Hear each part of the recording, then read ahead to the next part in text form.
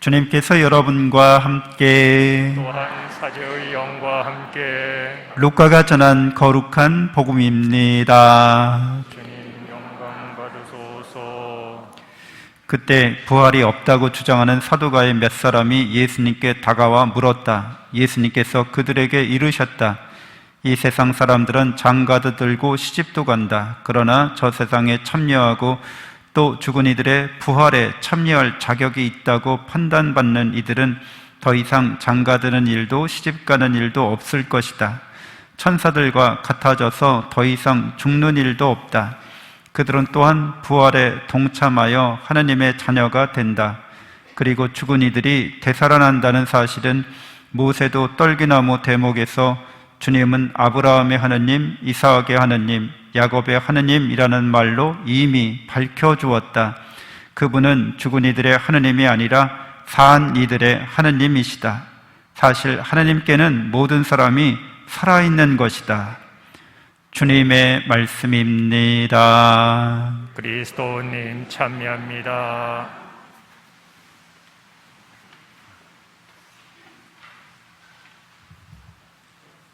참 예수님, 하나님의 복동이 고맙습니다. 고맙습니다. 네, 교회의 성사와 성화의 삶이라는 제목으로 견진교리 이어가겠습니다. 오늘 평신도 주일인데요. 제1독서와 제2독서 복음에서 부활에 관련해서 우리에게 말씀해주고 있습니다. 부활신앙은 이제 이렇게 마카베오서에 나타난 것처럼 더 예수님 오시기 한 300년 그 이내에 명확하게 이렇게 구체적으로 드러나기 시작해서 예수님 당시에는 부활신앙을 확고히 갖고 있는 사람들이 있었어요. 물론 사두가이파 같은 사람들은 안 믿었어요. 오래된 전통에 따라서 육신의 부활에 관련해서 그렇게 관심이 없었습니다. 근데 우리가 잘 아는 것처럼 예수 그리스도께서는 십자가에 죽으셨습니다. 우리를 죄악과 죽음에서 구원하시기 위해서 우리 죄에 대한 죄값을 속량하신 거죠. 속전했다고 그래요. 그래서 우리가 죄의 노예, 죽음의 노예 상태에서 예수님이 피를 흘리셔서 그걸 속량해 주셨기 때문에 해방된 거죠. 옛날에는 이제 노예나 종들을 풀어주려면 속전이라고 그랬거든요. 기워 갚는 그런 값이라는 거예요.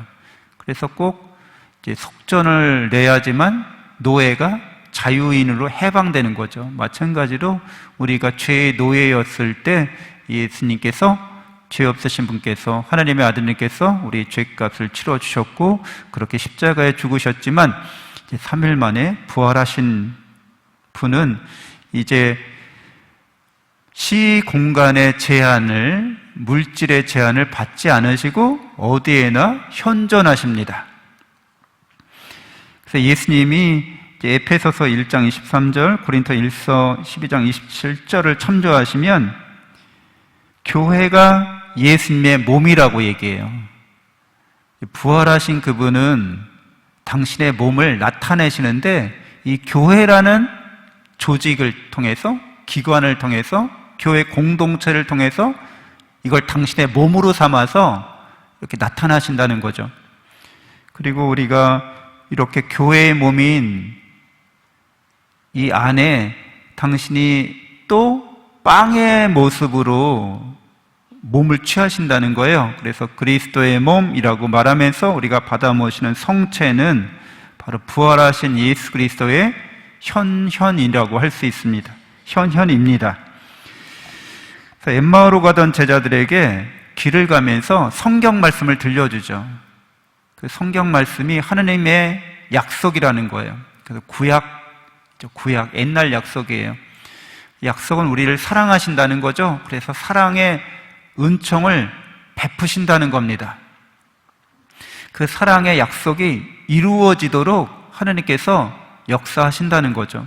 그리고 이제 성사 안에서 그 계약이 어떻게 이루어져서 교회를 통해서 교회 안에 있는 성사를 통해서 우리에게 성취되고 베풀어지는지를 잘 드러냅니다. 엠마오로 가던 제자들이 성경 말씀을 듣고 하나님의 약속이 어떻게 성취되어 가는지를 예수님을 통해서, 그분의 십자가 죽음과 부활의 사건을 통해서 깨닫게 되는 거죠. 그리고 그렇게 죽으셨던, 우리를 위해서 죽으셨던 그분이 살아나셔서 이제는 교회 안에 계시고 교회 안에서 성사를 통해서, 특별히 빵을 떼어주실 때 예수님을 알아보는 것처럼 이 빵을 떼어 나눠주는 성체 성사 안에 부활하신 예수님이 현존하고 계시는 겁니다. 그래서 이게 성사는 이렇게 성취라는 거예요. 약속의 성취가 성사로 나타나는 건데, 이 성사는 하나님께서 눈에 보이지 않는 그분께서 눈에 보이게 나타나죠. 그래서 사랑의 약속을 이제 구체적으로 성취하는 분이 바로 예수님인 거잖아요. 근데 예수님은 이제 눈에 보이지 않으시지만 당신의 교회를 몸으로 삼고 교회 안에서 성체 성사를 통해서 이렇게 나타나신다는 겁니다. 그래서 어떻게 사랑의 약속을 맺게 됐는지부터 한번 살펴볼까요? 아브라함이 하느님과 이스라엘 민족의 성저죠, 시조잖아요. 약속을 맺어주세요. 일방적인 은혜로운 약속이죠. 그 약속을 통해서 사랑을 베푸는 거예요. 그래서 여러분들도 서로 사랑할 때 약속을 통해서 그 사랑을 구체화시키고 이제 그것을 실행할 수 있게 되는 거죠. 사랑의 매임으로써. 그래서 하느님께서도 우리를 사랑하시는데 성실하게 사랑을 약속하시고 또 거기에 스스로 매이시는 분이 되시는 거죠. 아브라함에게 계약의 당사자로서 이렇게 사랑의 일방적인 은혜를 받는 사람을 이제 이렇게 격상시켜 주시는 겁니다.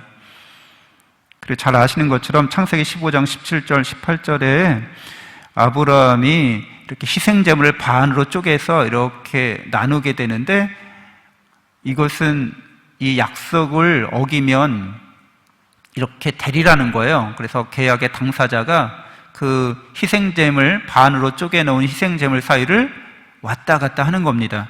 근데 여러분 잘 아시는 것처럼 하느님께서 나타나셔서 그 희생제물 사이를 혼자 왔다 갔다 하세요. 내가 책임지고 이 약속을 반드시 너에게 이루어 주겠다는 뜻이 됩니다. 그리고 잘 아시는 것처럼 옛날에는, 고대에는 이렇게 계약을 맺을 때 제사를 바치면서 희생물을 바치면서 그걸 음복하는 거예요. 이 말은 이제 계약의 당사자가 공동 운명체가 되었음을 뜻합니다. 하나님께서 우리와 공동 운명체가 되셨다고 말하는 거죠. 인간이 이렇게 나약하고 불성실해서 계약을 계속 깨버리잖아요. 그래서 하나님께서 이제 깨지지 않을 새 계약을 세워주겠다고 예레미야서에서 말씀하시는 장면인 거예요. 나는 그들의 가슴에 당신의 법을, 사랑의 법을 넣어주고 새겨주겠다. 그래서 더 이상 이제 아무도 자기 이웃에게 주님을 알아라, 주님이 너를 얼마나 사랑하는지 알아라, 이렇게 가르치지 않을 거라는 거예요. 모두가 알게 될 거라는 거예요. 자명하게, 분명하게 하나님의 사랑이 드러난다는 거예요. 그래서 그렇게 드러나는 날 나는 그들의 허물을 용서하고 그들의 죄를 더 이상 기억하지 않겠다. 하나님의 사랑이 완전히 드러나서 우리가 모든 죄를 용서받고 죄로부터 해방된다고 말하는 겁니다. 이게 새로운 계약을 맺어주시겠다고 하는 거죠. 그래서 계약을 먼저 제안하시고 우리에게 계약에 초대하시고 계약을 이루어 주시는 분은 하느님이시라는 거죠. 자유롭게 계약에 초대하시지만 당신의 이런 자유를 우리를 위한 사랑으로 스스로 이렇게 매이게 하시는 분이십니다.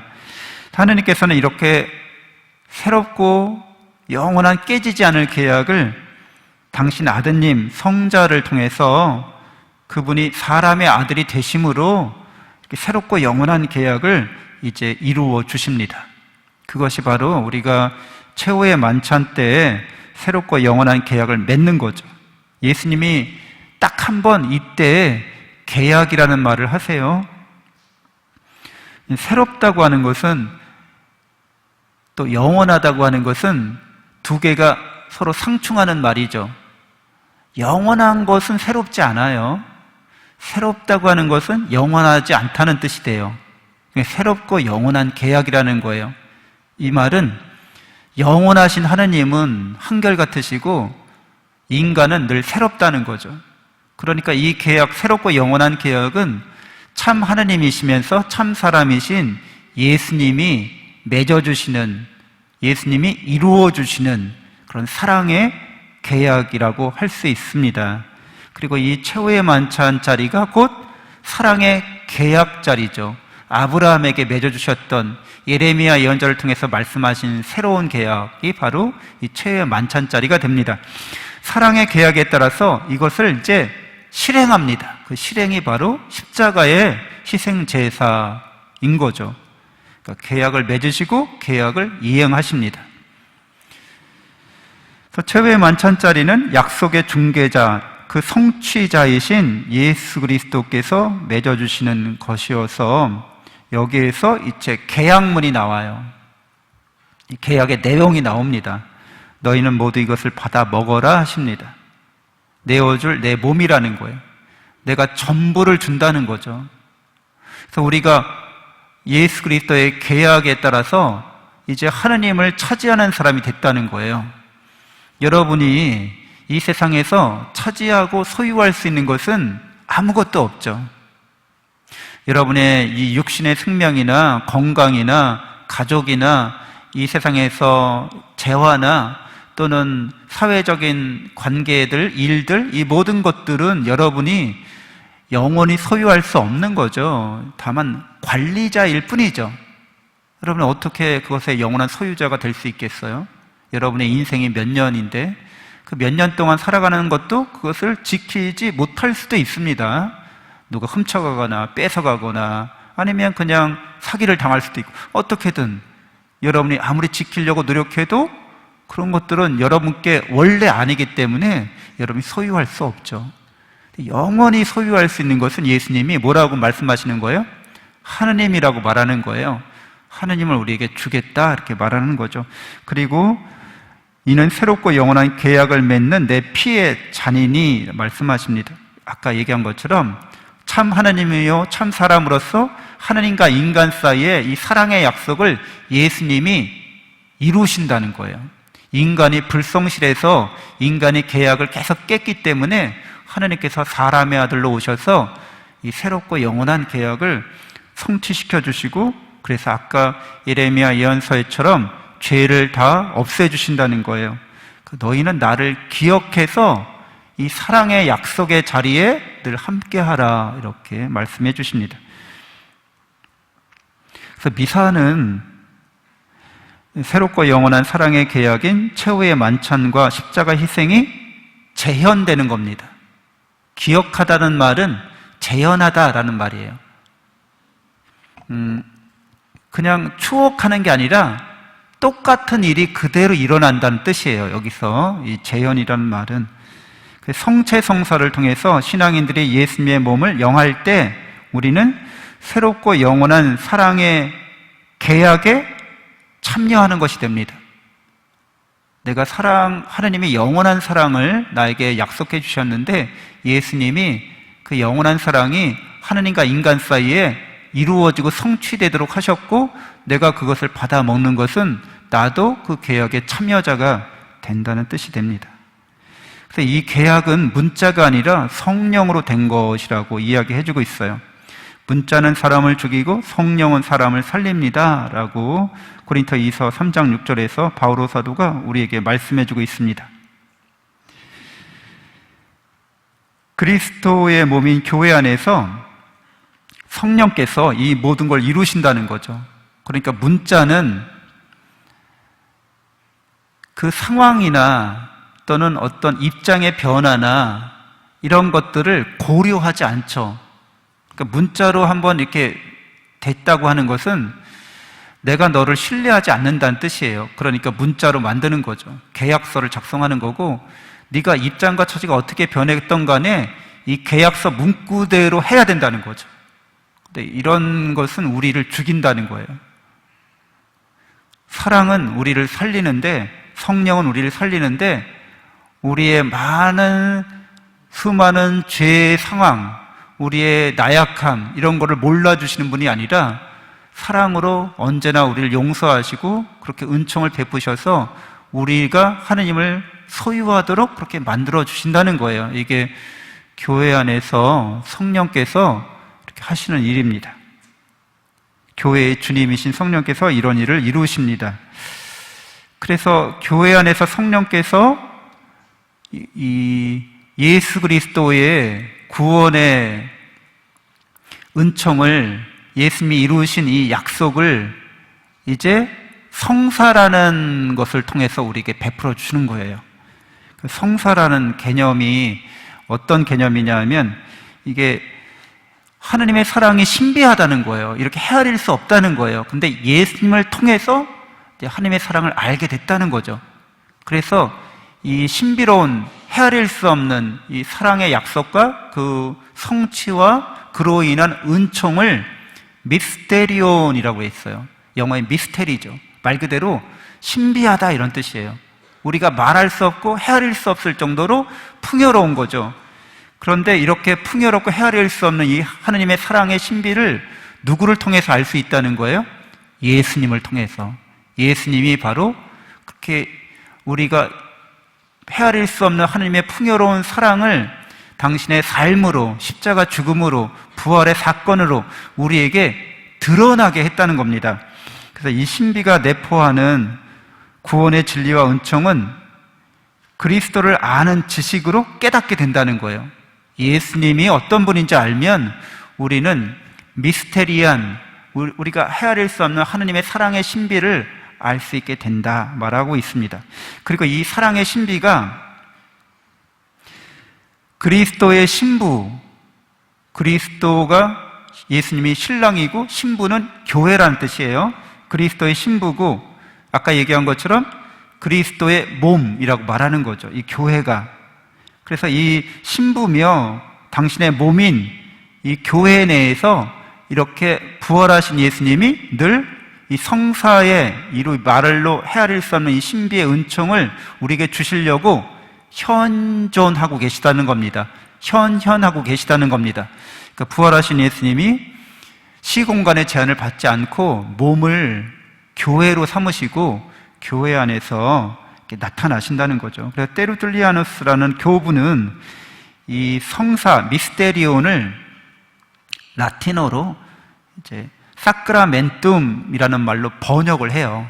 근데 이 사크라멘툼이라는 말 뜻은 군대 용어예요. 그래서 군인들이 복무선서 이렇게 말할 때 사크라멘툼 이렇게라고 얘기합니다. 군기 앞에서 충성선언, 충성서약할 때 사크라멘툼이라고 하는 거예요.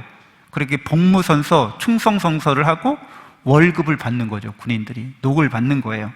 그것처럼 성사, 이 미스테리오는 신앙인들이 하느님 앞에서 신앙 고백을 한다는 거예요. 신앙 선서를 한다는 거예요. 하나님의 사랑을 믿습니다. 예수 그리스도를 통해서 우리를 모든 죄악과 죽음에서 구원하시는 은총을 베푸셨음을 믿고 제가 그 계약에 저도 참여합니다. 그러면 그 참여로 말미암아서 은총을 받는다는 뜻이 됩니다. 성사라는 게 그런 거예요. 그래서 예수님을 원성사라고 말한다는 거죠. 이 오리지널이라는 거예요. 처음으로 예수님이 하나님의 그 영원한 사랑을 눈으로 보고 귀로 듣고 이렇게 사람으로 나타나셔서 그걸 드러내셨다는 거죠. 미스테리한 하나님께서 우리가 보고 듣고 만지고 만져보고 이렇게 우리가 오감으로 체험할 수 있는 인간으로 오셨다는 거예요. 그리고 예수님께서 십자가에서 이렇게 죽으시고 부활하시고 승천하신 다음에는 교회를 통해서 당신 몸 삼아서 교회를 통해서 드러내신다는 거예요. 그래서 예수님의 옆구리에서 피와 물을 흘리셔서 우리를 구원하는 은총이 내렸는데 그 은총을 통해서 교회가 예수님의 옆구리에서 태어난 것과 같다 이렇게 말하고 있는 겁니다. 그래서 교회 안에서 여전히 예수님이 당신의 몸으로 구원 사업을 전개하신다는 거죠. 구원의 은총을 교회를 통해서 계속 전파하신다는 겁니다. 그래서 교부들은 이러한 예수님과 교회와의 이런 관계를 예수님은 새로운 아담이고 아담 옆구리에서 하와가 태어난 것처럼 예수님의 십자가 옆구리에서 교회가 태어났다는 거예요. 새로운 하와가 태어났다는 겁니다. 그러니까 하와라는 존재가 모든 살아있는 것들의 어머니잖아요. 그래서 교회는 하나님의 자녀들로 계속 새로운 그런 하나님의 자녀들을 낳는다는 겁니다. 그러니까 그렇게 낳는 힘은 교회 안에서 예수님이 당신의 신부이고 당신의 몸인 교회 안에서 성사의 은총을, 구원의 은총을 계속 베풀어 주시기 때문에 그러하다는 거죠. 그래서 성사의 은총은 우리를 거룩하게 합니다. 이걸 성화라고 하잖아요. 그래서 이 성사에 참여하는 신앙인들은 예수님의 새롭고 영원한 사랑의 계약에 참여하고 그냥 은혜를 받는 거예요. 계약에 따른 은총을 그냥 받아요. 이거를 사효적으로 받는다 이렇게 얘기합니다. 그러니까 일사자, 효과 효자, 그럼 이 계약에 참여하는 일을, 성사에 참여하는 일을 통해서 그냥 받는다는 거예요. 그러니까 이 말은 우리가 어떤 행위를 통해서, 노력을 통해서 이걸 받을 자격을 획득한다 그런 뜻이 아니에요. 그래서 여러분이 무슨 착한 일을 하고 위대한 일을 해서 성사의 은총을 받을 자격이 있는 건 아니라는 거예요. 이건 예수 그리스도를 통해서 선물로 우리에게 사랑의 선물로 베풀어지는 거라는 것 뜻을 갖고 있습니다. 이 사효성은. 그래서 이걸 너무 자동적으로 이렇게 되는 거라고 알면 안 돼요. 커피 여기 자판기에 머신에 여러분이 카드 대면은 이렇게 파우치 나오고 커피 나오고 뭐 이런 식으로 알아들으면 안 된다는 거예요. 자동적으로 기계적으로 이렇게 되는 게 아니라 예수 그리스도의 사랑의 희생으로 그분이 우리를 위해서 죽으셨다가 부활하셔서 당신의 몸을 교회 안에서 눈에 보이지 않게 성체성사로 늘 현현하고 있기 때문에 이런 일이 이루어진다는 거예요. 그러니까 성사에 참여한다는 거는 사랑의 약속에 참여하는 거예요. 사랑의 마음에 참여하는 거예요. 그게 성사의 은혜입니다. 그래서 예수 그리스도의 그 이심 전심이 되는 거죠. 예수님의 마음이 나의 마음이 되는 거예요. 사랑이 뭔지를 알게 되는 거예요. 서로 상통하게 되는 거예요. 성사의 은총을 받은 신앙인은 예수님의 사랑의 마음이 자기 마음에 주입된다는 거예요. 주사 맞듯이. 거기서 예수님의 마음을, 부활하신 예수님을 고해성사 안에서 만나는 거예요. 이 성체성사 안에서 만나는 거예요. 늘 부활하고 거기 계시다는 거예요. 교회 안에 계시다는 거죠. 교회를 당신의 몸 삼아서. 그래서 이런 삶을, 성사의 은총을 받는 사람은 삶이 변화될 수밖에 없고 거룩해질 수밖에 없다. 이렇게 교회는 가르치고 있어요. 그래서 성화의 삶으로 우리가 부르심을 받았는데 이렇게 예수님을 닮아서 거룩해진다. 그 사랑의 마음으로 거룩해진다. 이게 구체적으로 더 어떤 거냐? 이 거룩하다는 말은 커데시, 하기오스, 상투스라는 말로 쓰여져요. 이게 히브리어, 그리스어, 라틴어인데 여러분이 뭐 이거 아실 필요는 없는데 이 내용은 아셔야 돼요. 그게 무슨 뜻이냐 하면 성별되어 봉헌된 것, 희생물 이런 뜻을 갖고 있어요. 그러니까 성별되다는 것은 너희는 이제 하느님 거야 이런 뜻이에요. 너희는 세상 것이 아니라 사람 게 아니라 너는 하느님 거야 하고 하느님께서 찜하셨다는 거예요. 그러니까 하느님만을 위해서 바쳐진다는 거예요. 이게 거룩하다는 뜻이에요. 그러니까 거룩해진다는 거는 나는 하느님 것입니다 이렇게 말한다는 거죠. 하느님께만 나 자신을 바칩니다 이런 뜻이 된다는 거예요. 그래서 예수 그리스도께서 새롭고 영원한 계약을 어떻게 맺어주신 거예요? 당신을 십자가에 희생 제물로 바치셨다는 거예요. 이게 거룩하다고 말하는 거예요. 예수님이 당신을 저는 하느님 것입니다. 하느님 말씀과 뜻에 따라서 사랑으로 저 자신을 희생물로 바칩니다. 이게 거룩하다는 뜻이 됩니다. 그러니까 사크라멘tum이라고 말하는 여기서 우리가 사여적으로 우리가 노력하지 않았는데도 그 계약에 참여함으로써 예수님의 그 희생으로 베풀어진 그 은총을 우리가 그냥 받는다는 거죠. 그러니까 이렇게 하느님으로부터 성사의 은총을 받은 신앙인은 예수 그리스도의 사랑으로 인해서 사랑이 뭔지 알게 된다는 거예요. 그것은 희생이라는 거예요. 희생하는 것이 사랑의 본질입니다. 그래서 본받는 삶을 살게 됩니다. 예수님이 우리를 위해서 희생하셨기 때문에 우리를 위해서 당신 자신을 사랑의 희생물로 하나님께 봉헌하셨기 때문에 우리가 죄악과 죽음에서 구원받았고, 우리들도 그 계약에 참여하면서 그런 은총을 늘 이렇게 마음으로 받아서 예수님의 마음을 알게 돼서 우리도 사랑하는 마음으로 희생한다는 거죠. 그래서 이 교회 안에는 7가지 성사가 있잖아요. 세례, 견진, 성체, 이렇게 7성사는 사랑으로 거룩한 은총을 받아서 그렇게 거룩한 삶을 살아가게 하는데 힘이 있습니다. 세례 성사를 받는다고 하는 것은 이 성사 안에, 그러니까 사랑의 계약 안에 내가 참여해서 예수님이 우리를 위해서 죽고 부활하신 것처럼 나도 이제 그 사랑으로 나 자신을 예수님과 함께 죽고 부활하는 새로운 사람이 된다는 걸 의미합니다. 견진성사도 이제 어른이 된다는 거죠. 어른이 된다는 것은 이제 유치한 세속적인 것에 대해서 그걸 버리고 성숙한 사랑을 아는 사람이 됐다는 걸 뜻해요. 그래서 성사의 은총을 받은 신앙인은 성사적인 삶으로 희생으로 성화되는 겁니다. 그러니까 사랑한다고 하면서 희생이 없어. 거짓 사랑이죠. 여러분은 자녀들을 위해서 희생하시잖아요. 가족을 위해서 희생하시잖아요. 국가와 민족을 위해서 희생해야지만 국가와 민족을 사랑하는 사람이지, 국가와 민족을 위해서 아무것도 희생하지 않으면서 권리 주장만 하면서 국가가 나에게 해준 게 뭐 있어 하고 바라기만 해. 국가와 민족을 사랑하지 않는 사람이죠. 가족들한테 부모님이 나에게 해준 게 뭐 있어 이렇게 하면 부모님을 사랑하지 않는 거죠. 사랑한다고 하는 것은 희생한다는 거죠.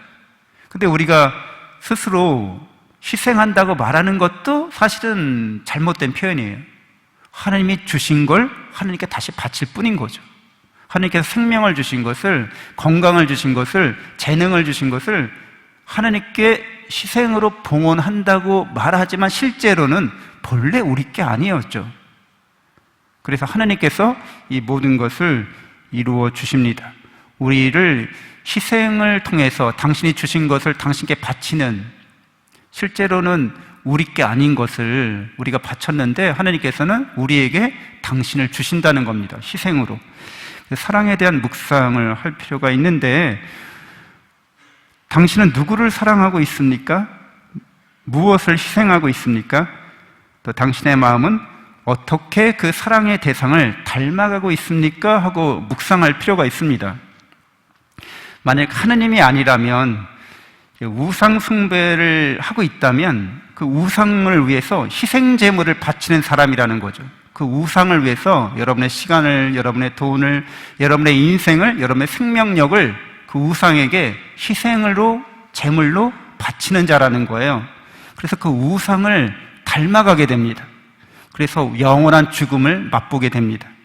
예수 그리스도는 나를 사랑하셔서 당신을 희생제물로 바치셨습니다. 그래서 우리가 참 사람이 되도록 사람의 아들이 되셔서 이렇게 늘 성사 안에서 우리와 늘 함께 해주십니다. 예수 그리스도를 믿고 그분을 따르는 사람들은 거룩한 삶으로 나아갈 수 있게 됩니다. 잠시 눈을 감고 묵상하겠습니다.